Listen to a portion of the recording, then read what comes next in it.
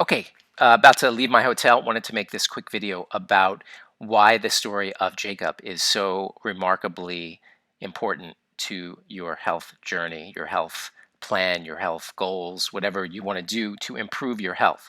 And this was inspired by a weekly podcast slash writing of Rabbi Jonathan Sachs, who is also a quote Lord of the British Parliament, and admitted into the House of Lords, and really overall remarkable, well-rounded man who studied philosophy at Oxford, I believe it was.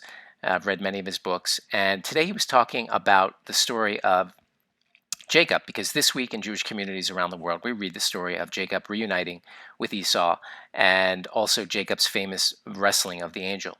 For background, Abraham, who personifies kindness, comes along and has Isaac. Isaac has Jacob and Esau. Jacob is sort of clutching onto the heel of Esau when he was born. They are fraternal twins, and Esau is one of these guys who is out in the fields. He's a hunter, and his father loves the fact that he is this way, that he has a taste, quote, taste for wild game, and really loves Esau, it seems, more than he loves mild mannered Jacob. Now, because his name is signifying sort of holding onto the heel of Esau, it's like that Jacob never really realized who he was. He was always sort of trying to never be, he was always not being authentic because he was comparing himself to his brother because his brother was getting the love of his father.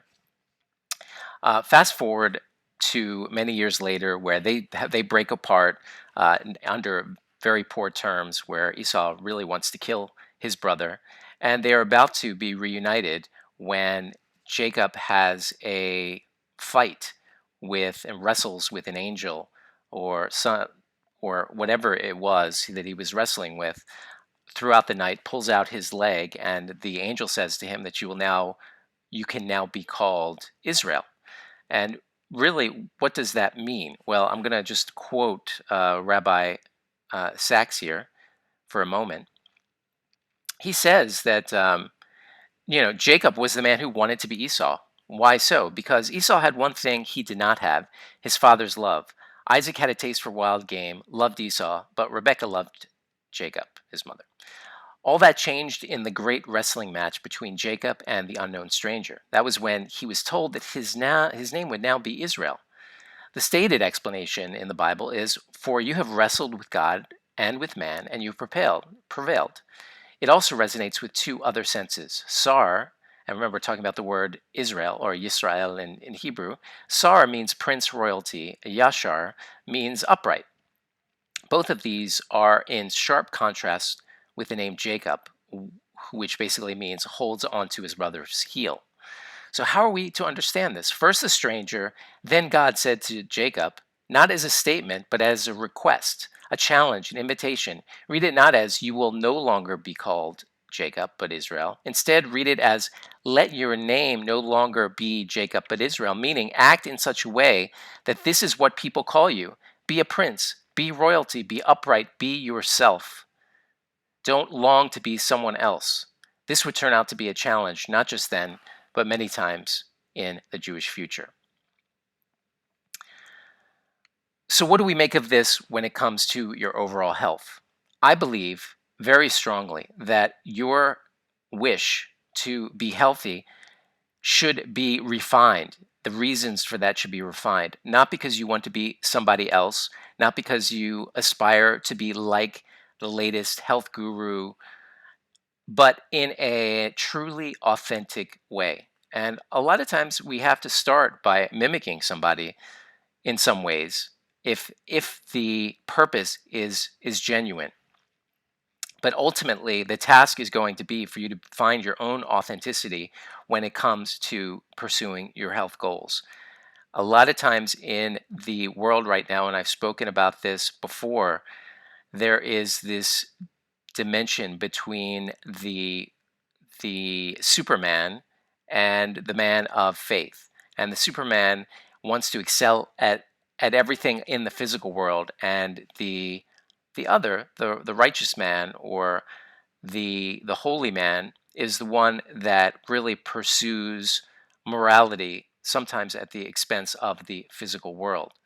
When it comes to pursuing health, I truly believe that this is a pursuit of wholeness and holiness. One of my teachers, Dr. Gerald Epstein of blessed memory, would always say that health, healing, and holiness stem from the same root. And so we need to, I believe, when we're deciding to embark on improving your health, you need to really decide carefully who you're going to be following. Are you pursuing those who are just trying to ride high on the world stage by becoming this Superman of strength and longevity? Or are you going to be the righteous man that pursues true authenticity? In the case of Jacob here, who finally realizes that he is being given a challenge, that he will be worthy of the name Israel if he pursues his own sense of authenticity and strength. So you need to find that strength and realize that one can be strong, one can pursue health, because health ultimately is healing and holiness. All of these things are wrapped up into one. If you isolate strength by itself, then you can potentially alienate yourself from the truth, from the deepest, from your deepest truth, which resides in a sense of wholeness and holiness. So how do you distinguish the two? You search yourself. And as in the story of Jacob, he had to go through a trial. He had to fight this angel. But yet, even after this ordeal where he wrestles through with the angel throughout the night, the next day he has to meet up with his brother Esau, which represents sort of the greater material world at large. And he bows many times and he gives gifts. And so we have to, so it's sort of a model of that some people have used is how do we interact with the surrounding world. And sometimes you have to, one, fight, just like Jacob had to fight, and two, and he also suffered an injury. Sometimes we have to undergo setbacks when it comes to this pursuit. Jacob pulled his thigh, pulled his leg out, and then the next day he has to encounter Esau, or the greater world. And when he does so, he is encountering the world again for the first time as Israel, as an authentic person.